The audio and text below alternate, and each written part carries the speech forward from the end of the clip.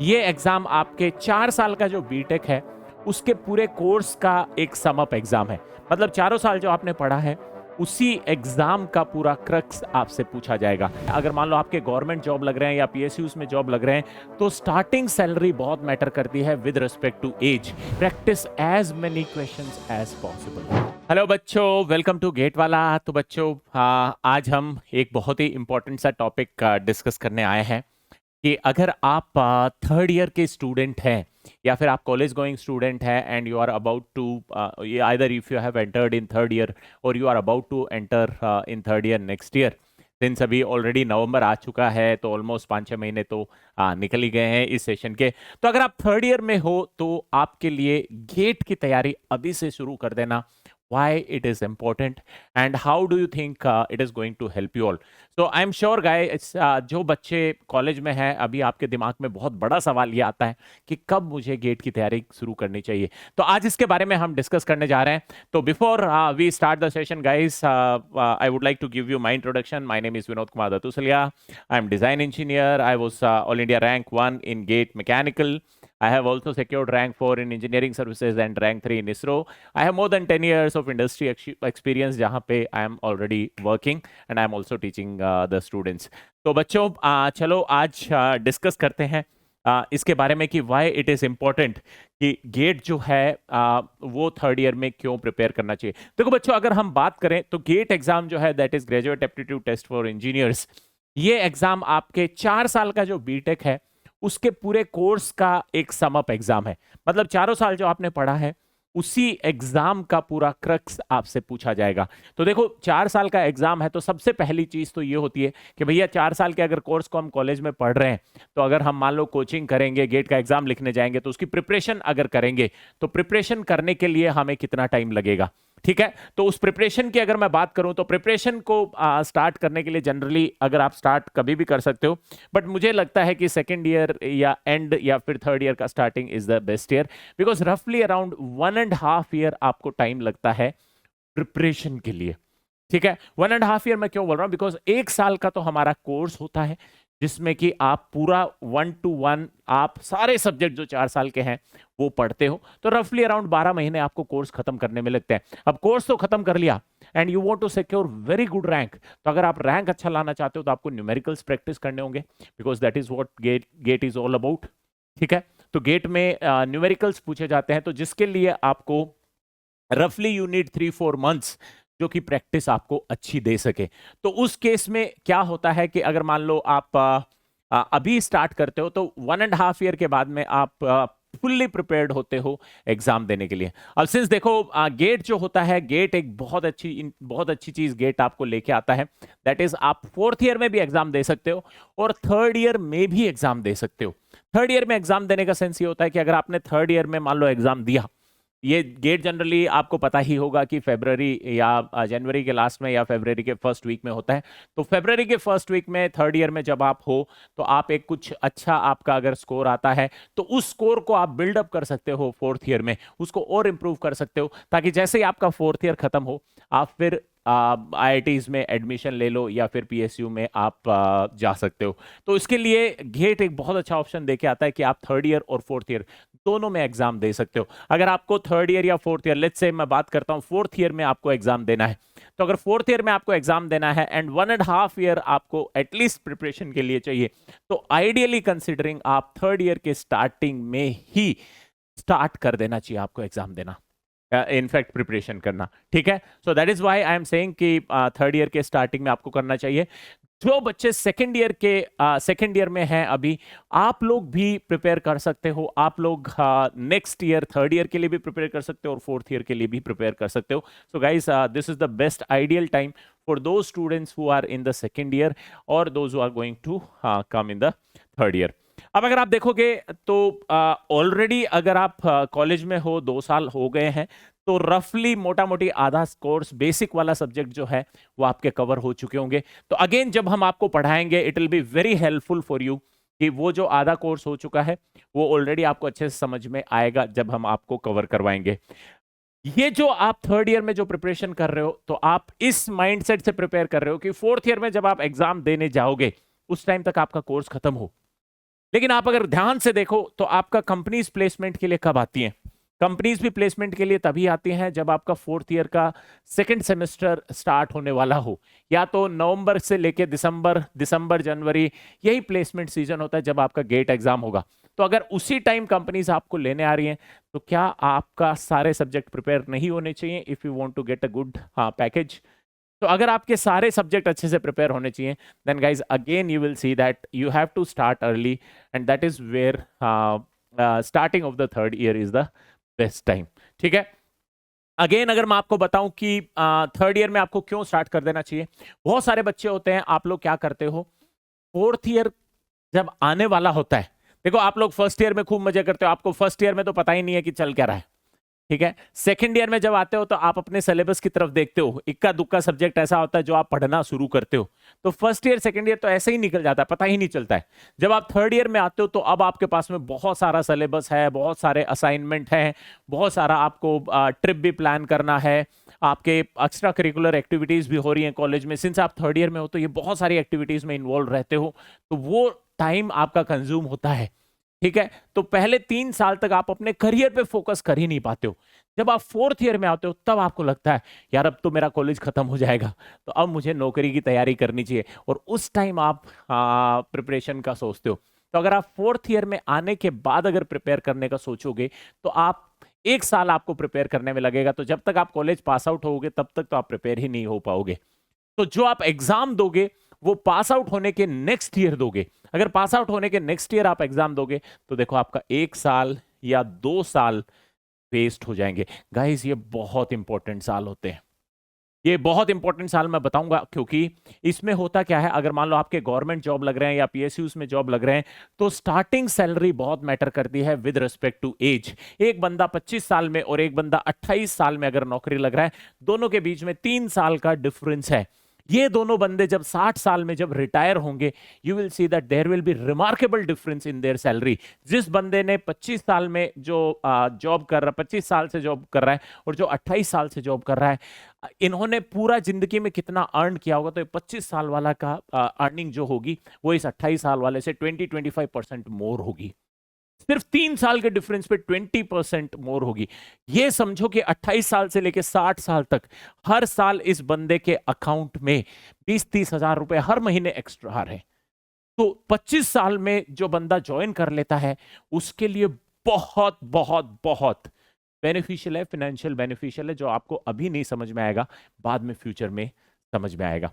ठीक है, so again this is very important, जो जल्दी स्टार्ट करते हैं that is the best for them. Again अगर आप लोग एमटेक के लिए जा रहे हो तो एमटेक के लिए आपको पता है फोर्थ ईयर में आपका पास होने के बाद में फिफ्थ ईयर से आपका ड्रॉप अगर होता है, तो जब कंपनीज प्लेसमेंट के लिए आते हैं दे आस्क यू कि why there was a drop. ठीक है, तो उस टाइम आपको बहुत एक्सप्लेन करना डिफिकल्ट हो जाता है कि भैया मैंने ड्रॉप क्यों लिया था।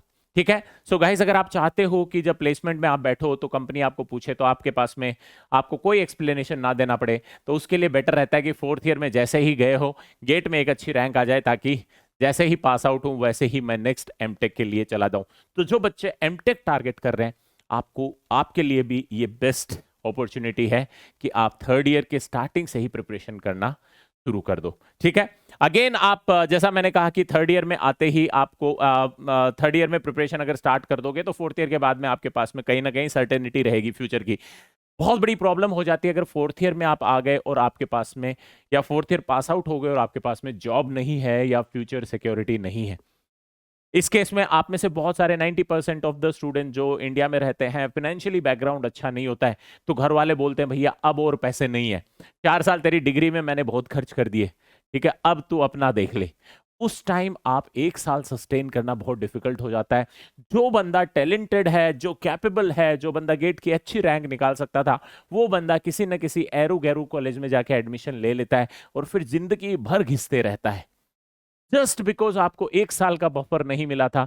आपकी रैंक में भी 500 से या 300 से आपकी रैंक 3000 पे शिफ्ट हो गई। 300 और 3000 रैंक वाले के बीच में ज्यादा डिफरेंस नहीं होता है, यही 7-8-10 नंबर का डिफरेंस होता है जो 1 साल में बंदा कवर कर सकता है। ठीक है, तो आप इस वाले लैग से बच जाओगे। जिंदगी के आपके जो 40 साल हैं जो आप घुट घुट के या फिर लोअर जॉब में कहीं कम सैलरी पे आप जा रहे हो, उससे अच्छा आप एक अच्छी सैलरी में, एक अच्छी पीएसयू में या किसी इंजीनियरिंग सर्विसेज में किसी एग्जाम में आप अच्छे से सेलेक्ट हो सकते थे। ठीक है, so that is why it is very important that you start early. Moving on, हाँ कैसे पढ़ना है। तो देखो थर्ड ईयर में मैंने आपको ऑलरेडी बताया कि अगर आप थर्ड ईयर में हो तो आपके पास में 1.5 साल है। एक साल में आप पूरा अपना कोर्स कवर कर सकते हो। तो अगर आप चाहते हो कि जो 4 साल में पढ़ाया जाता है उसको 1 साल में कवर करें, तो ऑन एन एवरेज आपको 6-7 घंटे हर दिन पढ़ना पड़ेगा। 3-4 घंटे की आप लाइव क्लास करो, 3-4 घंटे उसका रिविजन, उसके क्वेश्चंस, उसका बुक से पढ़ना, 6-7 घंटे आपको ऑन एन एवरेज पढ़ना पड़ेगा। ठीक है, नेक्स्ट आपको ये जो 6-7 घंटे है उसमें 2-3 घंटे आपको बहुत इंपॉर्टेंट है कि रिवीजन के लिए रखना है, बिकॉज आपको पता है बहुत लंबा होने वाला है, 1.5 साल का पीरियड बहुत लंबा होता है, तो अगर रिवाइज नहीं करोगे तो भूल जाओगे। ठीक है, तो इसलिए it is very important that you also keep revising whatever you are studying. आप थोड़ा लाइट करने के लिए कैसे पढ़ना है, इसको लाइट करने के लिए आप क्या कर सकते हो, आप अपने सेशंस को 2 घंटे 3 घंटे 2 घंटे ऐसे प्लान कर सकते हो कि 3 घंटे का मैंने लाइव कर लिया, 2 घंटे मैं पिछले वाला रिवीजन करूंगा, 2 घंटे जो है वो क्वेश्चन लगाऊंगा। तो ऐसे अगर आप करोगे तो आपका सेशन जो होगा वो लाइट भी रहेगा, आप पे बहुत ज्यादा लोड भी नहीं रहेगा। और जितना जल्दी आप स्टार्ट करो, मैं तो रिकमेंड करता हूं कि सेकेंड ईयर से ही बच्चों को स्टार्ट कर देना चाहिए प्रिपरेशन। जब भी आपको लगे सेकेंड ईयर में जुलाई अगस्त सितंबर अक्टूबर के आसपास, वहीं से आपको शुरू कर देना चाहिए, ताकि धीरे धीरे करके 4 घंटे 5 घंटे आप अगर तैयारी करोगे तो भी आपका थर्ड ईयर के एंड तक जाते जाते कोर्स अच्छे से खत्म हो जाएगा और आप एक अच्छी रैंक ला सकते हो। ठीक है, मूविंग ऑन। देखो बहुत सारे बच्चे स्ट्रेस लेते हैं। आज के टाइम में पढ़ाई जो है वो एक रेस हो गई है और ये हर किसी को पता है। इंडिया में गवर्नमेंट जॉब्स या अच्छी जॉब्स का बहुत अभाव है। ठीक है, जिसकी वजह से बहुत ज्यादा कंपटीशन है। हर साल on an average 7-8-10 lakh student है वो गेट के लिए बैठते हैं, 10 लाख स्टूडेंट है आईएएस के लिए बैठते हैं, 2-3 ढाई 3 लाख स्टूडेंट है इंजीनियरिंग सर्विसेज के लिए बैठते हैं, और सीट्स कितनी है, 1000 500 700 200 300। तो बच्चों बहुत ज्यादा कंपटीशन है। ऑन एन एवरेज 1 स्टूडेंट पर 1000 स्टूडेंट्स इज सिलेक्टेड। ठीक है, अगर सिविल सर्विसेज में 1000 बच्चे सेलेक्ट होते हैं और 10 लाख बच्चे एग्जाम दे रहे हैं, तो एक बच्चा सेलेक्ट होता है पर 1000 पे। बहुत कंपटीशन है, और इस कंपटीशन के चक्कर में होता क्या है, बच्चे बहुत ज्यादा स्ट्रेस लेते हैं, अच्छे से पढ़ नहीं पाते हैं, they can not maintain their routine. तो इसके लिए मैं आपको बताता हूं कि कुछ आपको इंपॉर्टेंट चीजें करनी होंगी। जैसे हर दिन आप 1-2 घंटे बाहर जाके आओ, अपने रूम से बाहर निकलो। आपका रूम जो है वो ककून का एक घर है जिसमें कि आप बैठे बैठे दिन भर व्हाइट लाइट को देखते देखते आपका दिमाग फ्रस्ट्रेट हो जाता है। बाहर जाके थोड़ा ग्रीनरी देख के आओ, थोड़ा माइंड रिलैक्स होगा, थोड़ी आईज रिलैक्स होंगी, तो आपको अच्छा फील होगा, दिमाग को भी लगेगा चलो यार ठीक है कुछ अच्छा फील हो रहा है। ठीक है, so you should go out 1 or 2 hour, you should relax your mind. आराम से शांति से बैठो, भजन सुनना है भजन सुनो, अगर आपको लगता है कि भजन सुनने से आपका माइंड काम होता है आप भजन सुन सकते हो, कथा सुनने से आपका माइंड काम होता है, म्यूजिक सुनने से आपका माइंड काम होता है, तो what ever that soothes your mind आप उसको जरूर फॉलो करो। देन आपके पास में सबसे इंपॉर्टेंट चीज जो इस टाइम पे है दैट इज योर टाइम। ये अगर सबसे इंपॉर्टेंट है तो इसको वेस्ट नहीं करना है। ठीक है, this is what is most important for you. करो जो प्रोडक्टिव है वही करो। ठीक है, बैठ के टाइम वेस्ट नहीं करना है। पता लगा आप बैठ के स्क्रॉल किए जा रहे हो, आजकल एक पास टाइम हो गया ना, फेवरेट टाइम, ऐसे स्क्रॉल करते जाओ। बच्चों ये बहुत बुरी, इनफैक्ट टाइम वेस्ट करने से ज्यादा इंपॉर्टेंट ये है कि आपके दिमाग में बहुत नेगेटिविटी लाती है, बहुत ही ज्यादा आपको एडिक्टिव बना देती है। इसको छोड़ना फिर डिफिकल्ट हो जाता है। तो एक बार इसकी आदत लग गई, फिर वो फोन को स्क्रॉल करना, इंस्टाग्राम को स्क्रॉल करते जाना, स्टोरीज पढ़ते जाना, या फिर शॉर्ट्स को स्क्रॉल करते जाना जिसमें कि कुछ नहीं है, you can waste whole day. आपको कभी फील नहीं होगा कि कब टाइम निकल गया। ठीक है, सो ये बहुत बड़ा एडिक्शन है, डोंट वेस्ट योर टाइम। ठीक है, देन एक और इंपॉर्टेंट सा एडवाइस मैं आपको देना चाहता हूं कि practice as many questions as possible. आप में से हर कोई थ्योरी पढ़ता है, अच्छे नोट्स बनाता है, सब कुछ करता है, बट जो सबसे ज्यादा इंपॉर्टेंट चीज है वो नहीं करता है, that is to practice question. ठीक है, मतलब आप यूं समझो कि सुबह प्रैक्टिस करने जा रहे हो, आप फुटबॉल मैच की तैयारी कर रहे हो या फुटबॉल अच्छा खेलते हो, तो फुटबॉल अच्छा खेलते हो तो आप सब कुछ कर रहे हो। आप नॉर्मल प्रैक्टिस कर रहे हो, आप एक्सरसाइज कर रहे हो, आप इधर भाग रहे हो, आप उधर भाग रहे हो, आप ड्रिबलिंग कर रहे हो, सब कुछ कर रहे हो। बट एक इंपॉर्टेंट चीज नहीं कर रहे, that is to play the match. Real match नहीं खेल रहे हो।